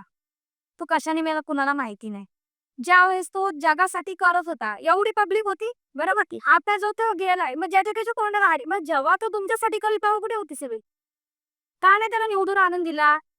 हां, मग आता ज्याच्या त्याच्या तोंडात तेच चालू. अजितदादा, मग जर तुम्ही तेव्हा मागे उभे असतात त्याच्यावर कदाचित हा अपघातच झाला नसता. बरोबर की नाही सर? मग कुठे आहे बरोबर मग आम्ही मिडल क्लास एवढा विचार करू शकतो, मग तुम्ही पैशावाले कुठे आहे? माझे जर आयटम चांगले असते तर मी आज काय म्हणतात न्यूजपेपरच्या फ्रंटला वकील म्हणून तरी छापली असती. ते एवढं डोकं तर मी लावलंच असतं सर. बरोबर. हां, मग आमच्याकडे एवढी डोके मग तुमच्याकडे कुठे आहे? आणि प्रेम वगैरे जे आहे ना, तुम्ही करता ना, तेवढी धमक ठेवा. वाघाच्या तोंडानं सुद्धा. का तर तुम्ही पण मुलगी आहे. बरोबर. तुमच्या हक्कासाठी लढा. तुम्ही का रडत राहताय? तुमच्यावर पण अन्याय झालेला असतो. दुसऱ्यांबरोबर असं लोकांना का सजेशन विचारा. मला पण त्या टायमाला सगळी बोललं, "हा लग्न नाही करणार आहे." सगळी टोटली एकही असा व्यक्ती नव्हता, जो मला धीर देईल, की तो लग्न करीन म्हणून. पण मी रात्रभर रडायची. सकाळी उठायची, फ्रेश-ब्रेश व्हायची. म्हणायची, "नाही, मी हारणार नाही, मी लढणार."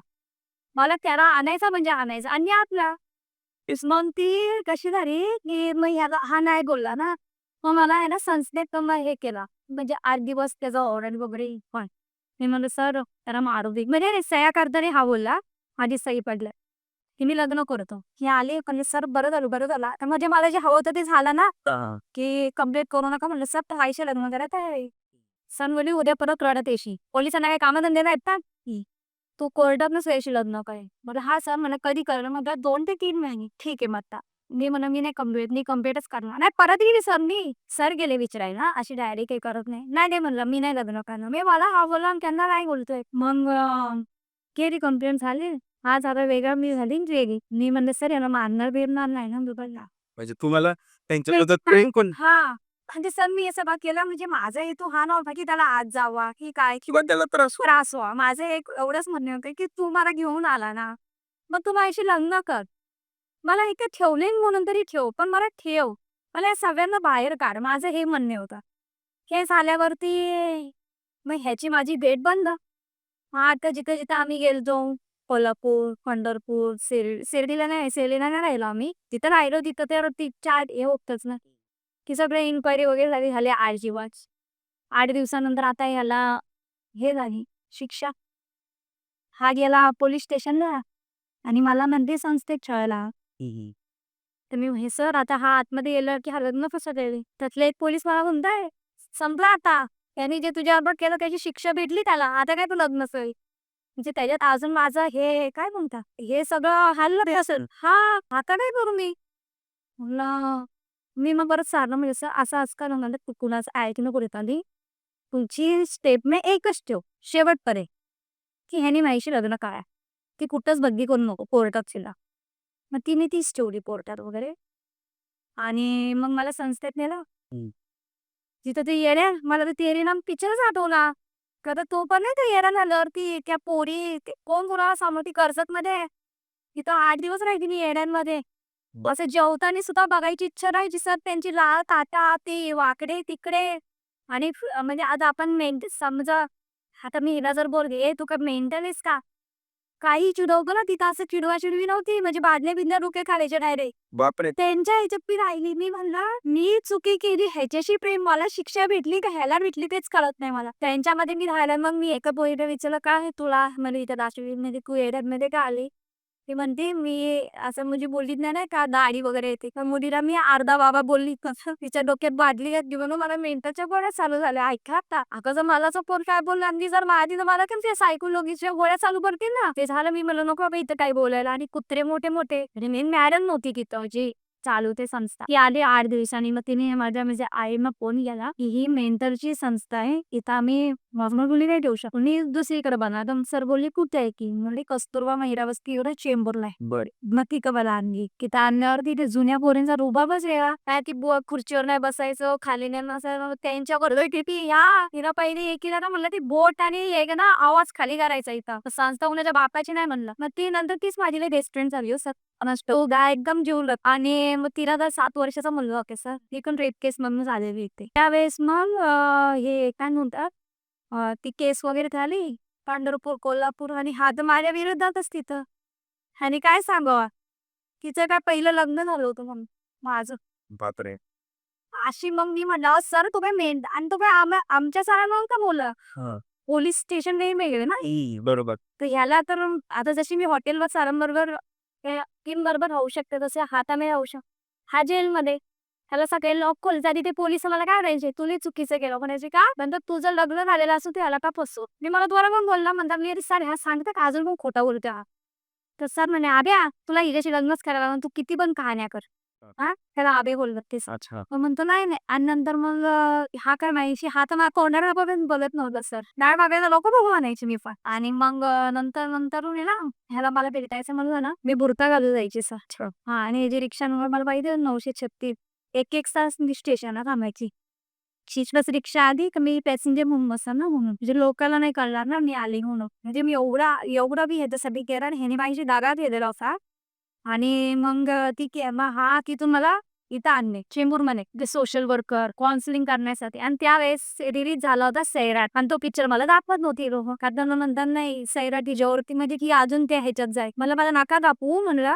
आणि लगेच मॅडम लोक पण विश्वास ठेवत नाही ना सर. माझं चाल-चलन एवढी मोठं म्हणजे लगेच ह्यांच्याकडे यायचं मला ती लई देईन बाबा. मग 6 महिने 4-5 महिने गेल्यावरती माझी काउन्सिलिंग झाली. तो लग्न करणार नाहीये.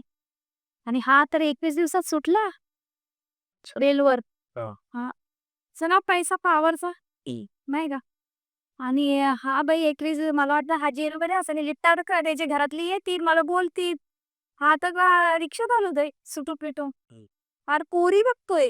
लग्नासाठी. हां. हां. पोरीचं याचं ठरलं-बिरलं होतं पार. आणि जेव्हा मॅडम चावून आल्या, मी मॅडमला म्हटलं, "मॅडम एकदा फक्त तुम्ही माझ्यासाठी जा ना. एक व्हिजिट तर न्या ना मॅडम. प्लीज ना मॅडम, प्लीज ना मॅडम." मी 4 दिवस मागे लागले. मॅडम म्हणे, "बाबा ते गाववाल्यांमध्ये मध्ये मी नाही राहायचे तलवार सूर्या असं ह्यांच्याकडे काढल्या." हो मॅडम नाही म्हणलं तुम्ही एक काम करा त्याला पोलीस स्टेशनला बोलून द्या गपचूप. आणि त्याच्याशी बघा तो काय बोलते. तो एक विश्वास ना सर. आणि पण नाही गेल्या मॅडम माझ्यासाठी. दोघी-तिघी जणी सोशल वर्कर वगैरे. तो काय तिथं तर देऊन दिलं ह्याने. मी माझ्या आई-बापाच्या पुढे जाणार नाहीये. काय ह्यानी हिचं बघावं, मी माझं बघावं. माझ्याशी तो लग्न करता नाही. मॅडम आणि मॅडमची वाट बघते. मॅडम येतील. तेव्हा मॅडम गेल्या शुक्रवारी घरी आणि शनिवार वगैरे मॅडम येत नाहीच असते. मी शुक्रवारी 6 वाजेपर्यंत वाट बघते. मॅडम आल्याच नाही. गेला शनिवार, गेला सोमवारी मग एकदम गेटालाच मजा माझी. मॅडम येतील आणि काहीतरी न्यूज देते. मॅडम आल्या दुपारी 1:30लाच डायरेक्ट. आल्या ऑफिसला गेल्या आणि मग 1:30ला आल्यावरती मी म्हटलं, "मॅडम काय हो काय त्याला?" मॅडम म्हणतात, "सगळी पोरी-बिरी जेवल्या ना, ते आतमध्ये मुली-मुलींना टाकल्या." का तेव्हा आहे ना, ती कस्तुरबा हे पण केली होती. रेड लाईनच्या मुली पण आणत होत्या ना त्याच्यात. कोर्टाच्या मुली तिथं होत्या सगळ्या. आल्यावरती मग मॅडमनी ते लेटरच कोण वाचवलं. तुला माहिती नाही आता तो कुठे आहे? मी म्हणलं, "हां, जेलमध्ये." मग तो घरी येतो. त्याचं लग्न आहे. त्याला पोरी बघतात. मग ते अजून मला रडारडी चालू. एकदम म्हणजे अशी तुटायची. परत ती नीट व्हायची. नाही, काही झालं तरी मी ह्याच्याशीच लग्न करणार. तो माझा एक तो प्रणय झाला होता. मी म्हणलं रडली मॅडम म्हणल्या, की "तिला कुणी थांबवू नका. रडू दे ती. म्हणजे मन मोकळं होईल. ॲटलीस्ट ती स्थिर होईल. कोर्टाच्या निकालाला ती खंबीर उभी राहील." जे ती आस लावून बसले, की हा तिच्याशी लग्न करणार आहे ते शक्य नाहीये. तो लग्न करणार नाहीये. मी म्हणलं, "मॅडम मग माझं काय होईल?" आता माझा तर तोच प्रश्न आहे ना. मॅडमनी माझ्यापुढे 4 पोरी उभ्या केल्या. "हे बघ हिला मुलगा आहे, तिला ह्यो एक तसं तुला तर काय नाही ना रुपाली. तू तुझी लाईफ नवी सुरुवात करू शकते." लाईफ गोष्ट ती वेगळी. पण मी जे म्हणजे माझ्या घरच्यांना माहिती मी ह्याच्यासाठी सगळं केलंय. मग ते काय सर पण मी धंदेवाली बनून राहू का? आली एका ऑर्बर, केलं दुसऱ्या ऑर्बर.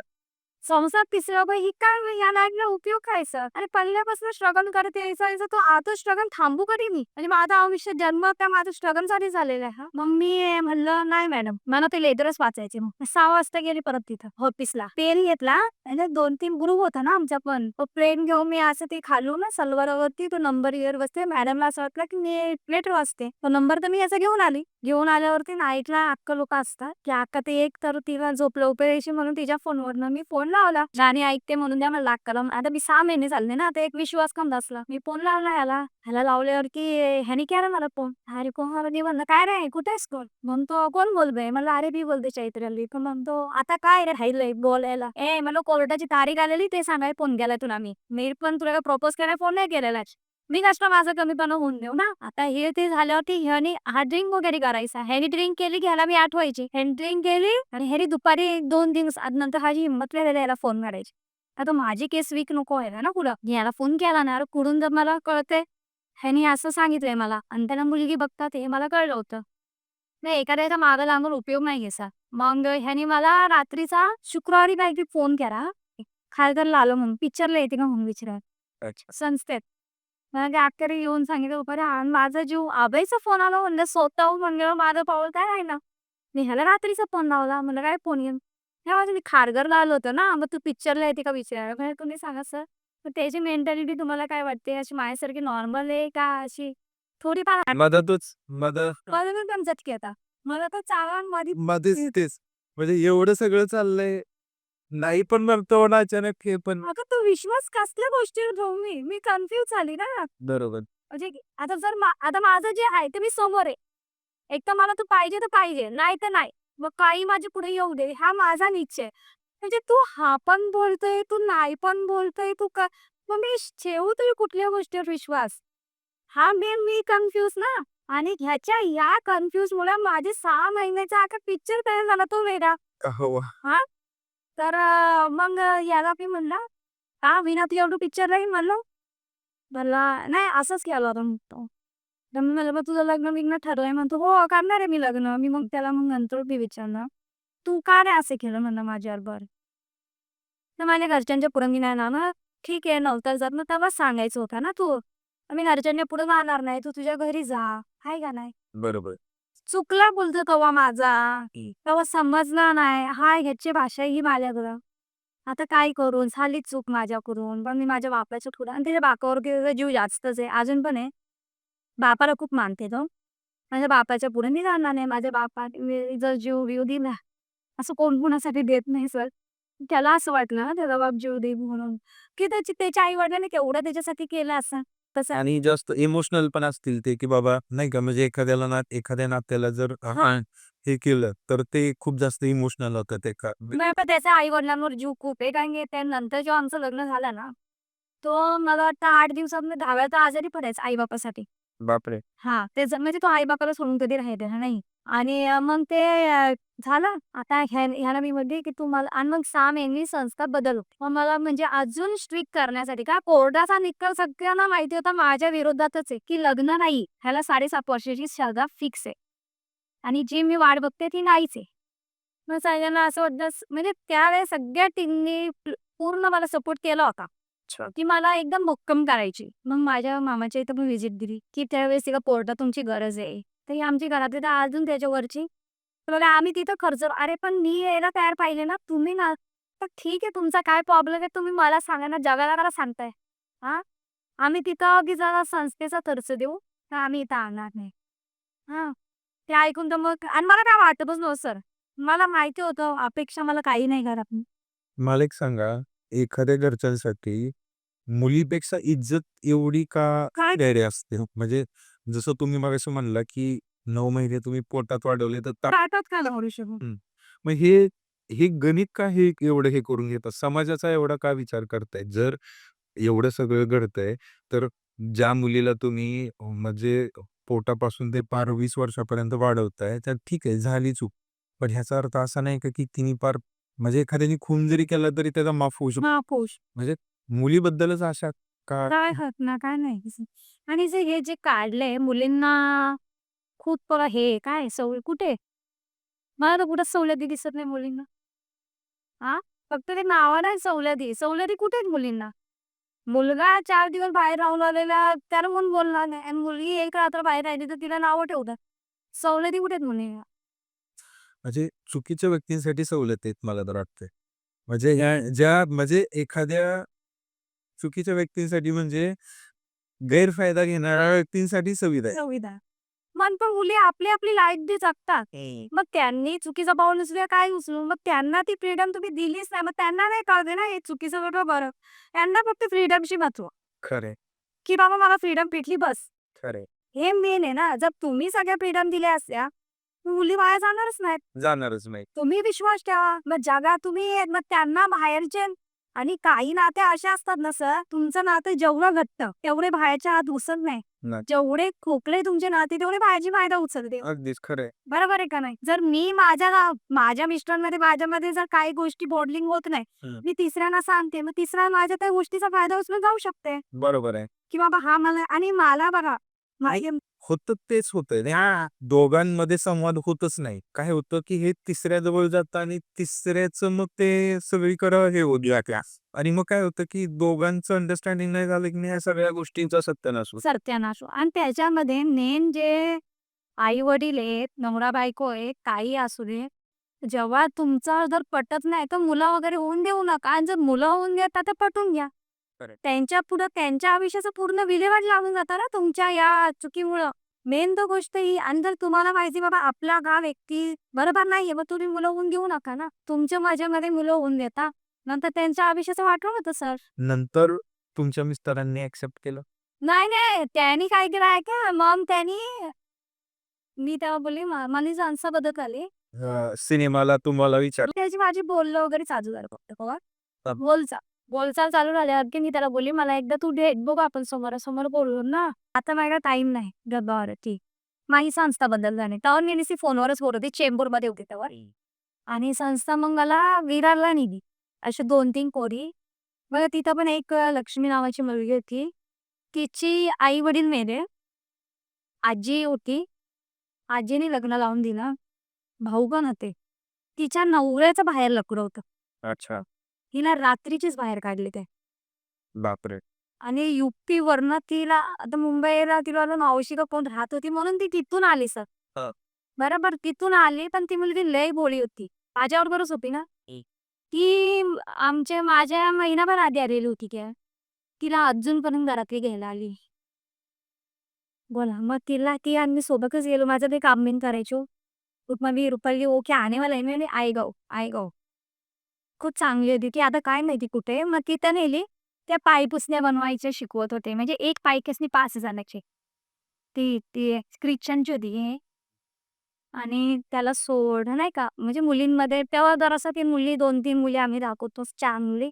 सर माहिती का ही गोष्ट खरी आहे. मला जर परत जन्म दिला, तर मी मुलीचा जन्म नाही मागणार. का नाही तर मला माहिती आहे मुलीच्या आयुष्याला किती आणि आज माझा संसार मी किती ह्याच्यात उभा केलेला आहे मला माहिती आहे. आम्ही खूप स्ट्रगलनी अजूनही आहे. अजून काय आमचे काय ते दिवस आलेले नाहीये. पण तरी पण काय होतं, ह्यांनी काय केलं, सगळं ब्लेम बाईवरतीच का?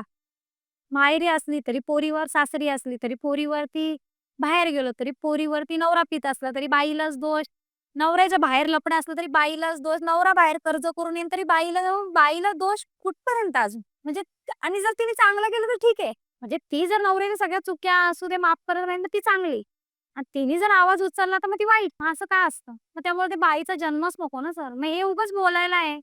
की पोरींना खूप सवलती आहेत, पोरींना हे काही सवलती नाहीये, ते नावाला आहेत. मग अशा सवलती असल्यापेक्षा पोरींना जन्मालाच घालू नका ना. त्या सवलतींचं काय करायचंय? खरं. बरोबर आहे का नाही? मग मुलींना जन्मालाच घालू नका तुम्ही.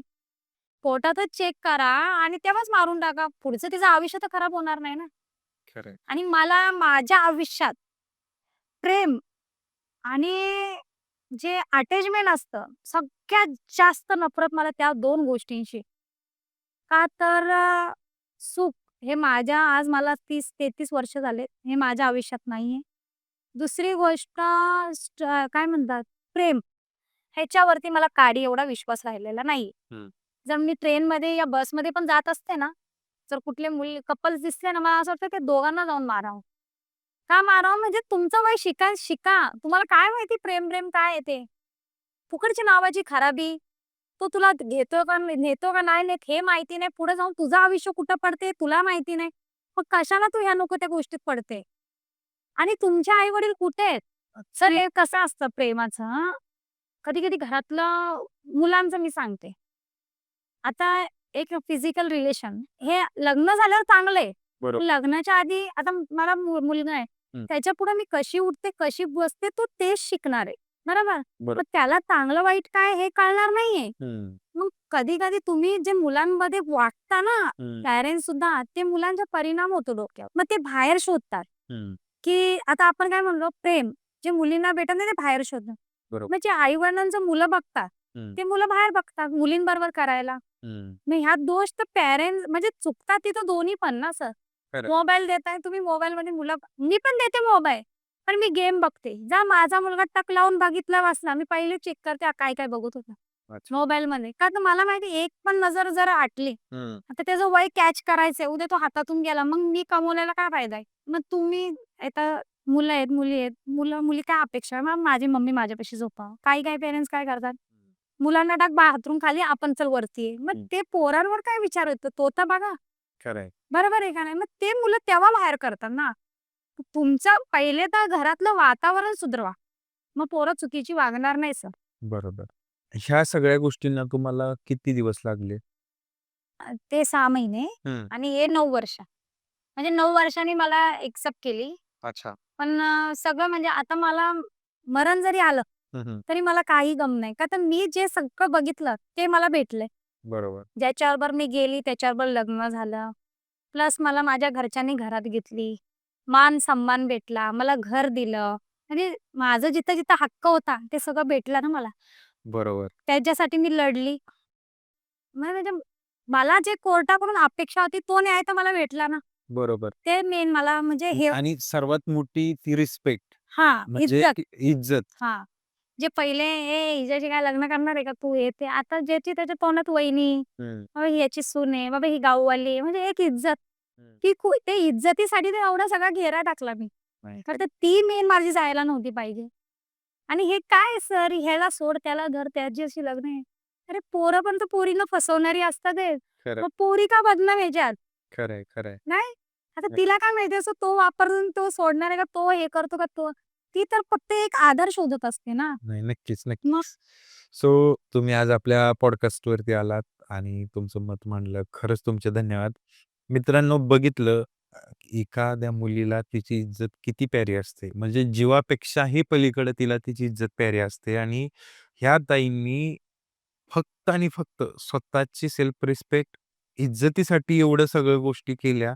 म्हणजे कधी बाहेर न पडणारी मुलगी एवढं ट्रॅव्हलिंग करणे, त्याच्यानंतर एवढं बाहेर राहून सुद्धा स्वतःच्या स्वतःला कुठल्याही प्रकारचा डाग लागून घेतला नाही किंवा कुठल्याही चुकीच्या गोष्टींमध्ये स्वतःला अडकवून घेतलं नाही. ठाम राहिल्या, लग्न केलं आणि आज त्यांचा संसार सुखाचा चालू आहे.